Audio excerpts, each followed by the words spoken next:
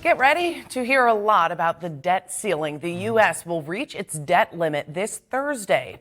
So what does that mean for your wallet? Not much just yet, but if Congress doesn't settle on a solution, it could take a devastating toll on the U.S. economy and impact your interest rates on everything from credit cards to your mortgage. Our Tom Kowalski spoke with a local financial advisor this evening about how this could impact everyone. So, Tom, what'd you learn tonight? Good evening, Mike and Emily. It's been just over a year since the last time the U.S. had to raise its debt limit. And while the average Joe can't do much to stop it, experts say it's good to be prepared, no matter what the outcome.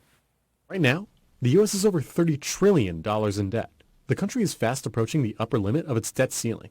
And with Congress as divided as it is, some are worried they won't raise the debt limit, which could lead to disastrous effects. If that ceiling is not allowed to go higher, then the government would have problems paying the federal pensions. It would have problems paying Social Security payments, have problems paying for Medicare, things that the government does as far as, all their vendors. They just wouldn't be able to pay it. Roland Klunik is a financial advisor at Roland Financial. He says despite the current situation, the average American shouldn't be too concerned. Don't panic, because that's the first thing. I always look at things where we have to really see what the reality is. Sometimes things get a little sensationalized. Sometimes things are going to be politicized. Klunik says times like these are a good reminder to practice budgeting. First and foremost, make sure that you have a good budget.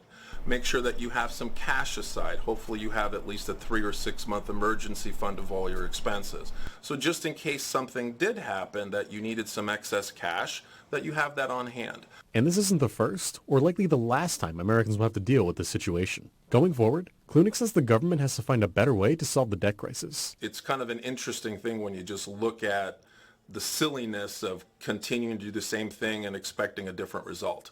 That's the definition of insanity. Now, Congress has raised the debt ceiling 78 times since 1960 and is likely to raise again as the results of defaulting on their debt would have disastrous effects for the economy both nationwide and around the world. But from the studio, Tom Kowalski, Erie News Now.